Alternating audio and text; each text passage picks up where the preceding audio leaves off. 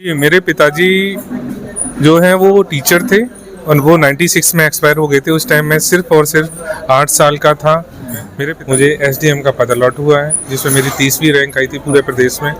और वर्तमान में मैं लखनऊ प्रशासन एवं प्रबंध अकादमी में ट्रेनिंग के पश्चात ललितपुर जनपद में एज एसडीएम पोस्टेड हूँ। एमबीएम हिंदी न्यूज़ में आपका स्वागत है और मैं हूं बिलाल मंसूरी। आज मैं आपको उस शख्स से परिचय करा रहा हूं जो यूपीएससी क्रैक कर चुके हैं, वर्तमान में अपनी सेवा दे रहे हैं। छात्रों के मन में एक चिंता रहती है कि हम कैसे क्वालिफाई करें, क्या करें, कहां से शुरुआत करें, और वो इसे देखने के लिए इस तरह के इंटरव्यू को देखते रहते हैं। आज मेरे साथ मंसूरी कास्ट से या मंसूरी समाज से ताल्लुक़ रखने वाले नासिर मंसूरी साहब हैं जो वर्तमान में ललितपुर में एज एसडीएम पोस्ट पर हैं। तो आइए जानते हैं उनके बारे में, उनके करियर के बारे में, कैसे यहाँ से एक सामान्य परिवार से लेकर एक एसडीएम तक का उनका सफ़र रहा। शुरुआत करते हैं। सर, सबसे पहले आप अपना परिचय कराएंगे और पारिवारिक बैकग्राउंड के बारे में रोशनी डालेंगे। जी, मेरा नाम नासिर मंसूरी है और मैं उत्तर प्रदेश के जालौन ज़िले से ताल्लुक़ रखता हूँ। बुरई मेरा होम टाउन है। और मैं आपको बताना चाहूँगा कि इस सेवा के लिए तैयारी मैंने सीरियसली मोड में 2019 में शुरू की थी। और उसके बाद से मैंने सारे सोशल मीडिया और फेसबुक, व्हाट्सएप, इंस्टाग्राम वगैरह जो भी है इन सब को छोड़ दिया था। और अपना पूरा का पूरा फोकस जो है वो मैंने सिर्फ इस चीज़ पे रखा कि सिलेबस कैसे कंप्लीट किया जाए। और सिलेबस कंप्लीट करने के साथ साथ उसको बारी बारी रिवाइज़ किया, पिछले साल के क्वेश्चन पेपर देखे, उनको सॉल्व किया और देखा कि क्या ट्रेंड चल रहा है, रिलीवेंट कितना है, उस हिसाब से पढ़ाई की। और कम से कम 8 से 10 घंटे आपने रिगरस पढ़ाई करनी है प्री के लिए, और मेंस के लिए आपने प्रैक्टिस करनी है क्योंकि राइटिंग प्रैक्टिस बहुत ही मस्ट है। क्योंकि पूरी की पूरी जो मेरिट बनती है वो मेंस पे बनती है और मेंस राइटिंग का खेल है। आप स्मार्टली कितने अच्छे तरीके से अपने उत्तर को प्रस्तुत करते हैं डेटा का यूज़ करते हुए। और इसमें एक ख़ास बात मैं बताना चाहूँगा कि देखो, सारे लोग एक ही जैसा आंसर देते हैं लेकिन पेश करने का तरीका अलग होता है कि आप किसी क्वेश्चन को जब आंसर कर रहे हैं तो आप उसमें करंट में उससे रिलेटेड क्या हो रहा है, इस चीज़ का अगर आप फैक्ट डालते हैं तो एग्जामिनर पे इसका बहुत इम्पैक्ट पड़ता है। उसे ये लगता है कि बच्चा रिलेट कर रहा है और चीज़ों को समझ पा रहा है। तो आप करंट को ज़रूर इसमें इंक्लूड करें मेंस के टाइम पे। बिल्कुल, इसीलिए वो कई हज़ारों में एक को सिलेक्ट करते हैं। अच्छा सर, आप ये बताएं, आप कितने भाई बहन हैं और घर परिवार में कौन लोग क्या काम करते थे जब आपने ऐसा सोचा नहीं था, और आप कौन से नंबर के हैं? परिवार की स्थिति उस टाइम कैसी थी?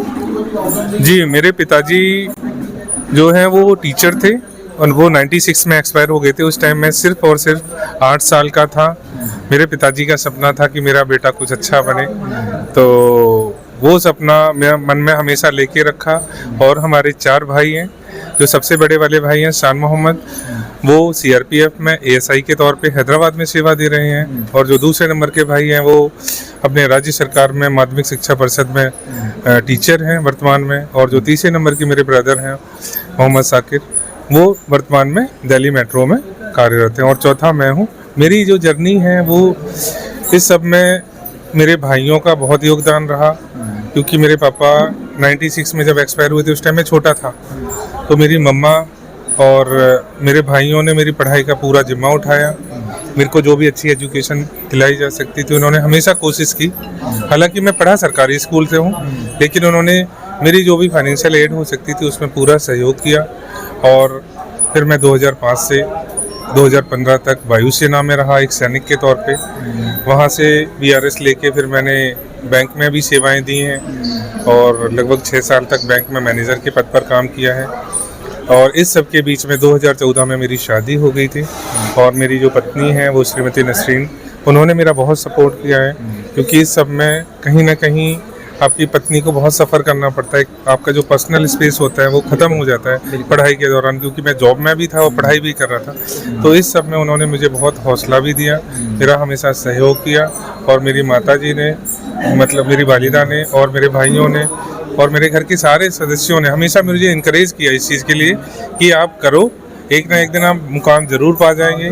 और फिर मैंने जब शुरुआती 3 असफलताएँ भी झेली हैं। फर्स्ट टाइम मुझे 2022 में मौका मिला था मेंस लिखने का और मैं इंटरव्यू राउंड तक गया था। उस टाइम पे मैं हिंदी की वजह से फाइनल मेरिट में नहीं आ पाया था, तो मैंने अपनी ये गलती सुधारी 2023 में और हिंदी पे फोकस किया और बाकी सारी चीज़ों में भी फोकस करते हुए काफ़ी अच्छे से तैयारी की। और जो मैं बात कर रहा था करंट के फैक्ट्स की, उनको भी इंक्लूड किया और एक स्मार्ट राइटिंग करते हुए पेपर दिया। और इस सब में मुझे एसडीएम का पद अलॉट हुआ है, जिसमें मेरी 30वीं रैंक आई थी पूरे प्रदेश में। और वर्तमान में मैं लखनऊ प्रशासन एवं प्रबंध अकादमी में ट्रेनिंग के पश्चात ललितपुर जनपद में एज एसडीएम पोस्टेड हूँ। ओके। अच्छा सर, ये बात बताइए कि जो आप वायुसेना में रहे, आप बैंक में आपने नौकरी करी एज ए पीओ, उसके बाद आप मैनेजर तक भी पहुंच गए। इन सब के बीच ऐसा क्या रहा जो आपको संतुष्टि नहीं मिल पाई और आपको यूपीएससी में जाना पड़ा? ऐसा क्या रहा?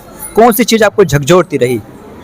ये मेरा बचपन का सपना था, बिकॉज मैंने देखा है कि एक सिविल सर्वेंट के तौर पे जितनी अच्छी समाज की हेल्प या मदद या कहें कि समाज को एक दिशा दे सकता है, वो कहीं ना कहीं आईएएस पीसीएस अधिकारी होता है, क्योंकि वो पूरे जिले की समस्त योजनाओं का कार्यान्वयन कर रहे होते हैं। बात की जाए वायुसेना की, तो वहाँ पे हम लोग समाज से थोड़ा दूर होके देश की रक्षा में लगे रहते हैं। उसके बाद बैंकिंग में सिर्फ एक फाइनेंशियल सेक्टर होता है। तो इसमें इसकी जो विशेष बात है वो ये है कि आपका जो हॉरिजन है वाइड हो जाता है, मतलब काम करने का जो आपका एरिया ऑफ वर्क है वो काफ़ी वाइड है, और आप समाज के हर तबके से जुड़ के उनकी भलाई के लिए सरकार द्वारा चलाई जा रही योजनाओं का पूर्णतः क्रियान्वयन कर सकते हैं। और आप पर्सनल तौर पे भी अगर मॉनिटरिंग करते हैं तो उन योजनाओं का बहुत अच्छा क्रियान्वयन होता है, और जो कर्मचारीगण हैं वो इस पे ध्यान देते हैं। और आप जब ग्राउंड विजिट करते हैं तो आप पाते हैं कि कहीं अगर कोई अनियमितता पाते हैं तो आप एक्शन लेते हुए सरकार को अवगत करा सकते हैं। इससे कर्मचारियों में भी इस चीज़ का वो रहता है कि हमारे जो सीनियर अधिकारी हैं वो देख रहे हैं, वो भ्रष्टाचार से दूर रहते हैं और योजनाओं को पूर्णतः कार्यान्वयन पे ध्यान देते हैं। तो कहीं ना कहीं ये सर्विस आपको समाज से ज़्यादा जुड़ने का मौका देती है, और आप डिसीजन मेकिंग में आ जाते हैं, जिससे कि आप एक अच्छा निर्णय लेते हुए समाज का भला कर सकते हैं। अच्छा सर, आप शुरू से जब आपके फादर का भी सपना था, आपकी भी कोशिश थी एक अच्छा कुछ बनने की, कुछ बड़ा बनने की, लेकिन शायद आपका ये सपना नहीं था कि मैं यूपीएससी क्लियर करूँ।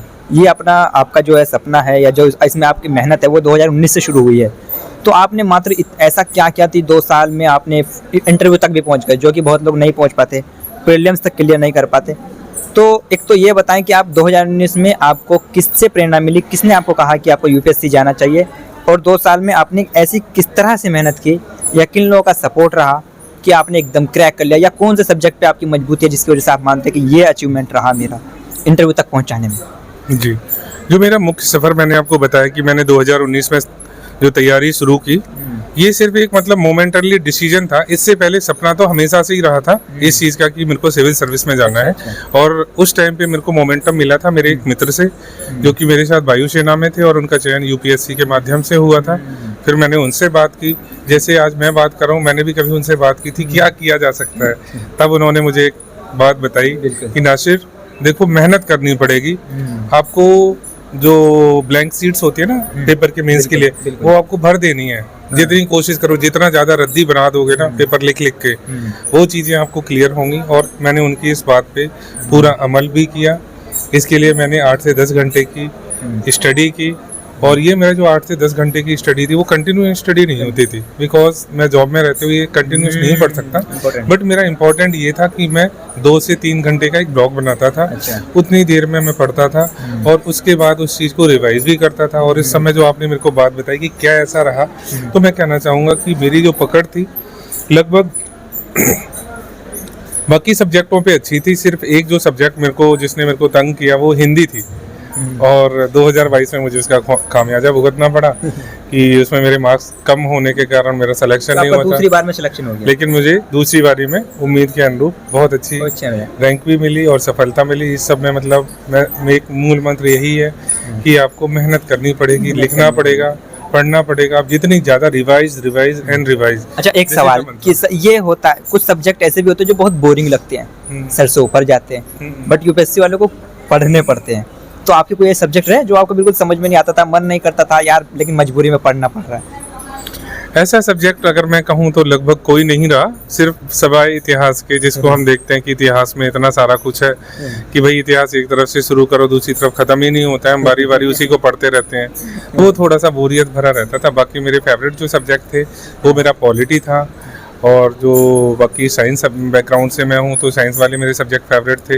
एथिक्स के जो पेपर होते वो मेरे को बहुत अच्छे लगते थे, बिकॉज वो सोसाइटी के बारे में एक ब्यूरोक्रेट्स का कैसा नज़रिया होना चाहिए उनके बारे में बताते थे। तो अच्छा, 2022 में एग्जाम क्वालिफाई करने के बाद आपने पूरी तरह से एक पूरा गैप लिया था स्टडी के लिए?